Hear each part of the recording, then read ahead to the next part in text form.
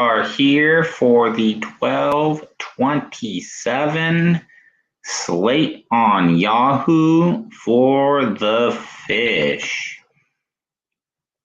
So we have a 9-gamer as the main, and a 4-gamer and a 2-gamer. We also have the 10-2. So we are going to be focusing on the 4-game slate today.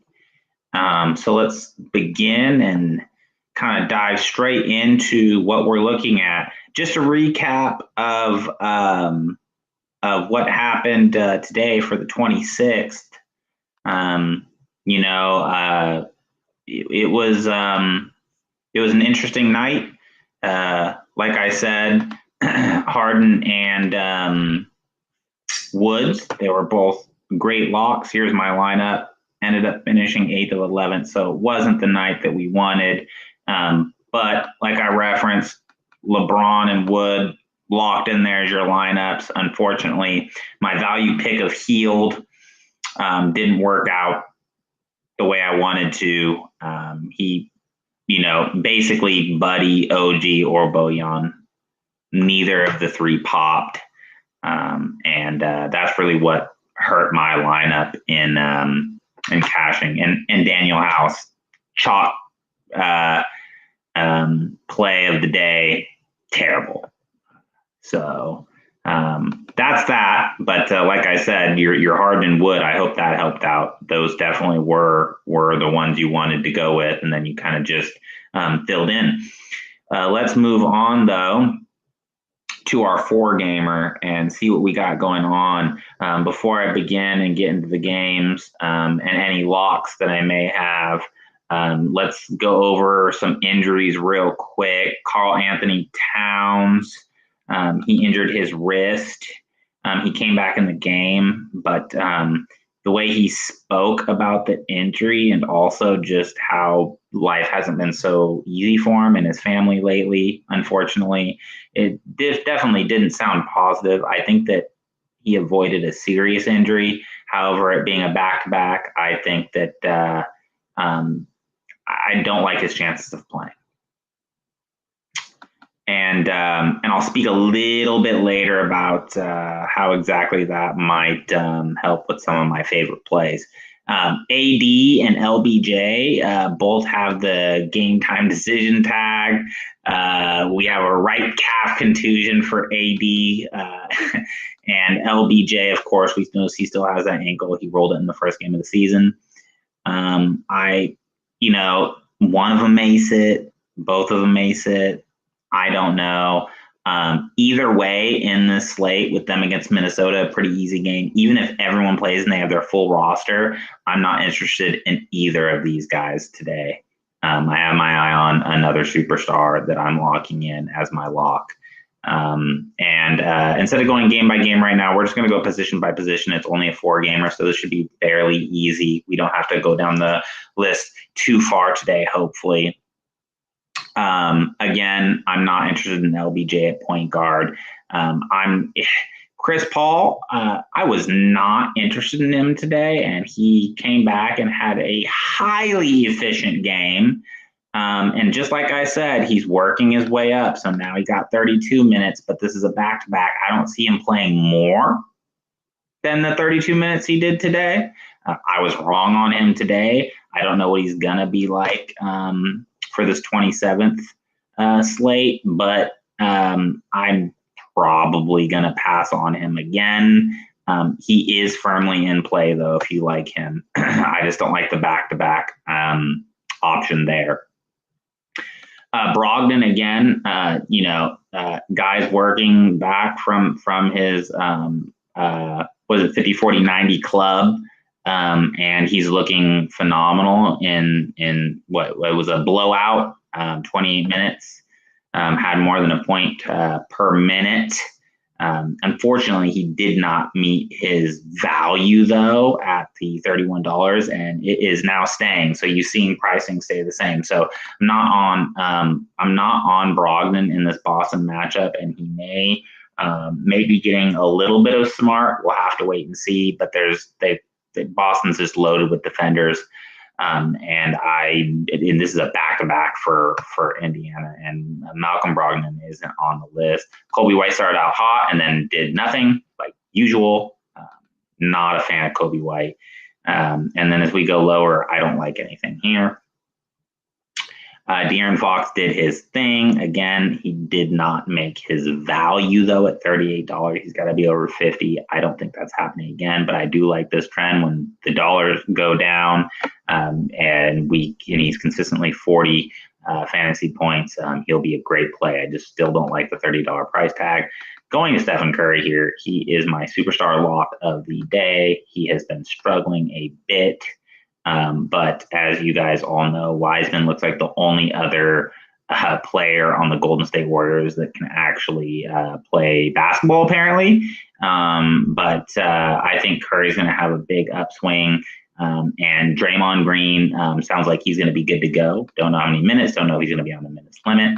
But I think we're going to see Curry get in his groove against an atrocious Chicago Bulls defense, and I think he's going to pour it on too. So they've been both blowout losses. I think this is going to be a W for them, and I think they let Curry run out there a little bit longer, maybe towards a normal amount of minutes he would be in a close game, get 35 minutes ish, and really just put it on these guys, kind of like Indiana did today. Love Curry at $43, and that'll do it for point guard. Moving on to shooting guard, I was right on the head with Booker. Again, he's a great player, but like I said, I mean, look at that, 38 minutes and only 30 fantasy points, and he killed it. Aside from the 7 turnovers, he has 8 and 7 turnovers. That's not that great. But like I said, with Chris Paul by his side, Booker is just an elite shooter now. He's had 3 assists in both games. 1 or 2 steals. He's not gonna surprise you with any defensive categories. Now Booker can go off for 45 real points any night. And if he does, he'll make his value. But at $42, he's got to basically give you over 50 fantasy points, near 60. He's got to get actually 60 to make value. And I just do not like him at this price. He needs to be somewhere in the $31, $32 range for me to really have any interest. I'm off Booker once again. If I were to go to a Sun, I would go to CP3. I just don't like the back-to-back.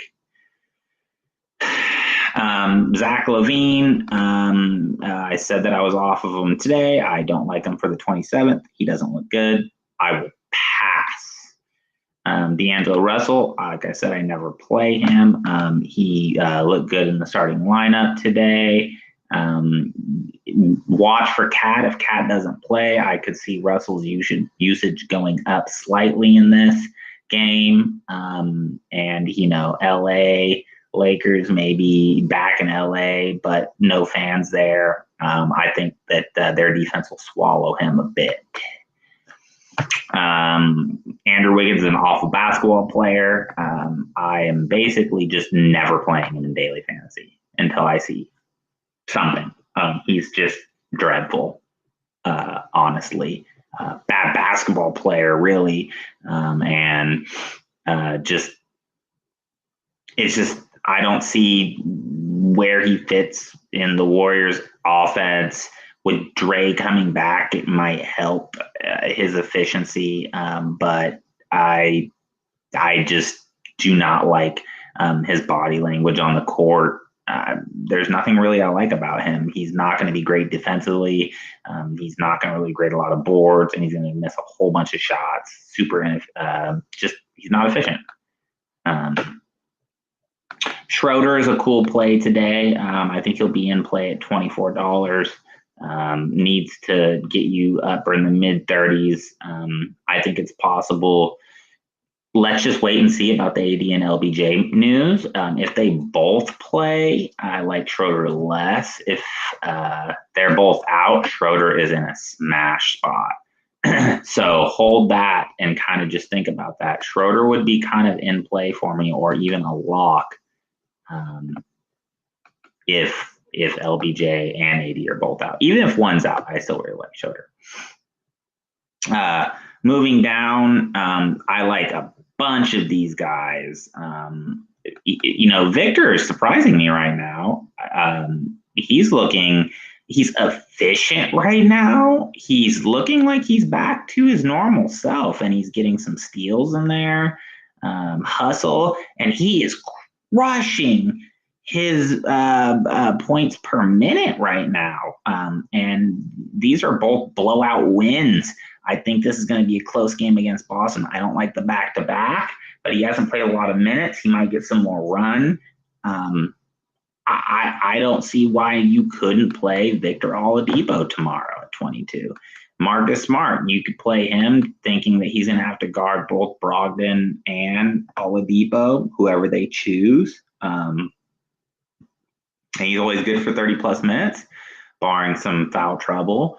We know what his role is on this offense. He's going to be kind of a primary/secondary ball handler, and he's going to try to run the offense, but most of the shots are going to be Tatum and Brown. He's going to be out here kind of dishing it, shooting a few threes, probably missing them, and playing some awesome defense. But I definitely think that you could go with Marcus Smart. And I also think you go right back to Buddy Hield, even though he killed me today. The minutes was still 34 minutes, and I think he might come back and have a more efficient game. So don't count out Buddy Hield. It's still a good play. Don't shy away from Buddy. He stayed the same dollar amount. It'd been nice if it's shrunk down, but amounts are going to kind of start evening out as the season progresses. So that's where I'm at. I would, if I had to rank my guards, it's probably going to be Dennis Schroeder, and then afterwards it's going to be Victor Oladipo, then Buddy Hield. Malik Beasley did have a good game, and his value increases, and I like Beasley quite a bit if Cat's out as well. Just keep up with the news. He is going to get suspended, I would think, soon. Again, all the usage goes to Cat and that Minnesota offense, really. And we do have the rookie as well playing well there. So let's just see what happens. But, for your shooting guard position and your guard position, those are that's going to kind of be my player pool. Your Beasley, Buddy Hield, Victor Oladipo, Marcus Smart, Dennis Schroeder. So this block of players right here. I bet you 2 or 3 of them really make value. You just got to choose correctly. I don't think any of them are a lock. Dennis Schroeder would become a lock if both AD and LBJ sat out. Moving on to small forward.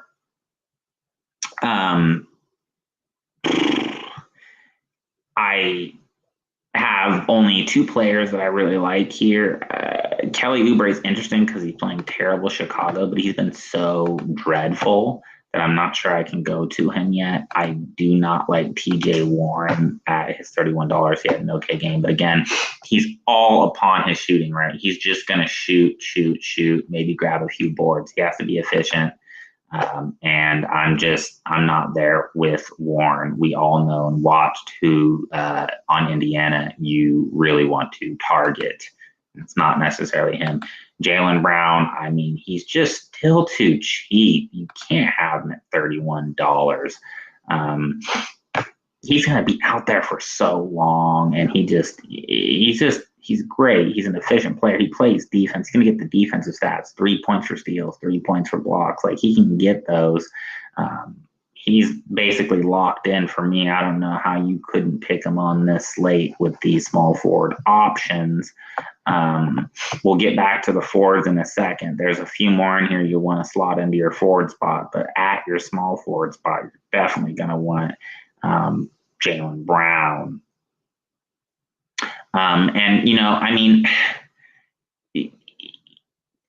Like I said, I just can't go Kelly. Harrison Barnes looking so great right now. It's weird, but he kind of took a step back. I think he'll take another step back. I'm not playing Harrison Barnes. Mikal Bridges is steady as ever. I liked him today. He played well.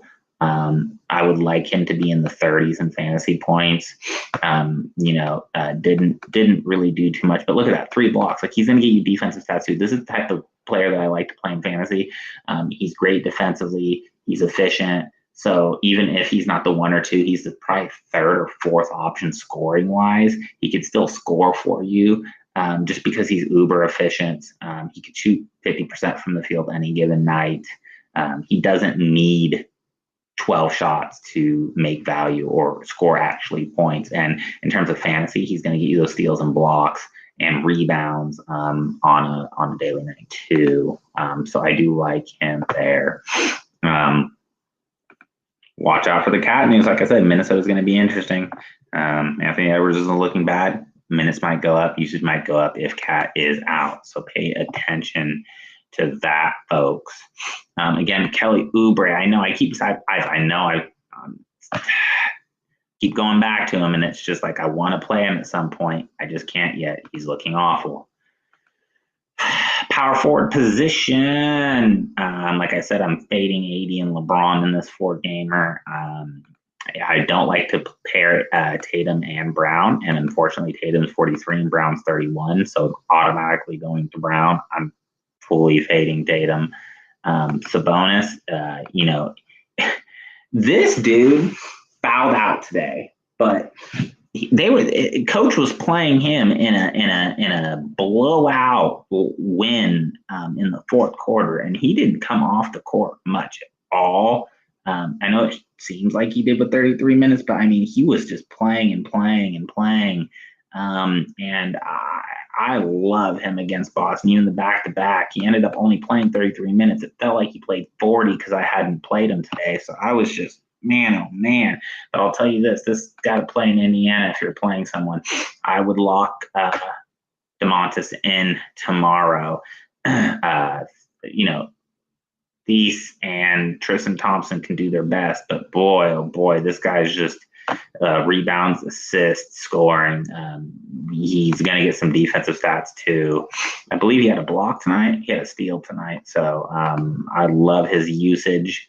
The coach loves him as well. He loves playing his starters, and he'll ride the hot hand. If DeMontis comes out hot in the first, he's not leaving that court. So love Sabonis here. And what's great is Green's coming back from injury most likely. Practice on track to play. Don't know how many minutes he's going to play, so I can't go there. We don't even have to look at Bagley. That's a no-go. Lauri Markkanen is just not getting enough minutes. That rotation, I don't really know what's going on with Lauri. And then after that,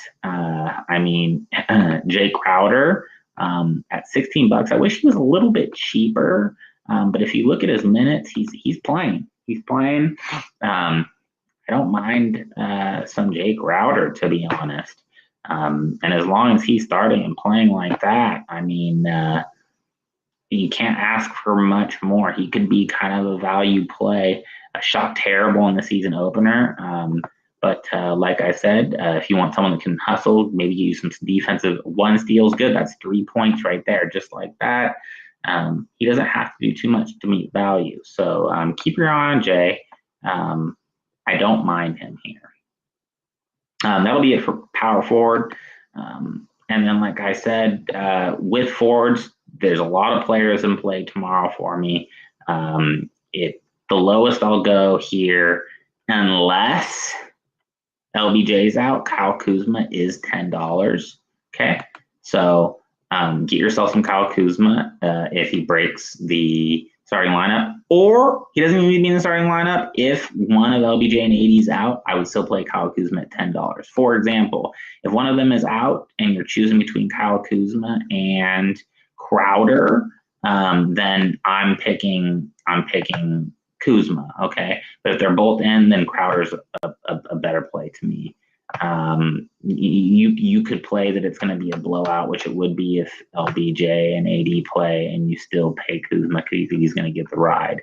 But I would still play Crowder if they both play, which is LBJ and AD. And then again, I love Bridges, and we've got Brown inserted as a must, and Sabonis. Okay, don't play Bagley, don't play Marketing, don't play Oubre. You can play Oubre. I'm not going to play Oubre. Okay, upsides there, very risky. Don't play HB. Trending in the wrong direction, and the usage in Sacramento is going to be Buddy Fox and Ashley Bagley, even though he's not playing as many minutes as we think he should. Okay. And then finish up with center position. My goodness, you go Harrell at $20. Go right back to Harrell, averaging 35 fantasy points over 2 games. He's being uber consistent, right? It's not one game where he went off. This is right where he's going to be. 32 minutes, averaging 30 minutes. He's going to be a little more than a point per minute player going up against Minnesota. Give me that. Even if he's without Cat, it's all Montrezl, Zizzle, Harrell. Come on. You can't. Stop playing with us. Harrell's a lock, by the way. I don't care if LBJ and AD do play or don't. If they don't play, Harrell's might be the play of the day, but he is firmly locked in for me. So if I just pause right here and look, these 4 players for me right here are locked in and loaded. This is my core. So my core is going to be Curry, Brown, Sabonis, and Harrell. Build the rest of your lineup as you wish. Okay, as you wish. But let's finish center up. Cat, not going to play him if he's playing. If he's out, he's out. I'm not going to play Reed. If I'm not playing Naz Reid, even if he's out, I don't like the matchup against LA. No, thank you. No, thank you on Naz Reid, even if Cat is out. DeAndre Ayton, I didn't like him today, and I was right about that call. I was wrong about a lot today, but I was also right about a few things, and this is one of them. He was not on the court in clutch time. It's because he's not a clutch player yet. And to be honest, I mean, he just gets in foul trouble, and he just doesn't look. Yeah, when you're watching Andrew Wiggins, it's the same feeling when you're watching DeAndre Ayton so far. Like, what are you doing out there? Just not my favorite player, but that's just an opinion. Hopefully he bounces back. $34 isn't a bad price for this guy if he actually does what he's capable of. I just haven't seen him do it yet. Maybe he's getting in conditioning, but 29 minutes won't do it for me. A guy like Ayton, you want to see 35, 36 minutes to hit his value. This guy needs to hit over 50 fantasy points tomorrow. I do not like it. Miles Turner struggled today, somehow met value just barely. And he's taking second fiddle to Sabonis out there. He really made me nervous today. He's getting so many points on his blocks. I mean, he got another, 12 points on just blocks, fantasy points. So no thank you on Turner. Plain and simple. Just not feeling Turner tomorrow. But he can make his value easily. He only needs to get 33 fantasy points again. Price didn't rise. James Wiseman, take a look at this guy. I do like what we're seeing from him in limited minutes, about 25 minutes a game. He looks like a very uber athletic young guy. If you want to go for him, you could definitely pair him and Harrell. If you had to choose between the two, I don't think Wiseman's going to cap or pass the minutes Harrell does.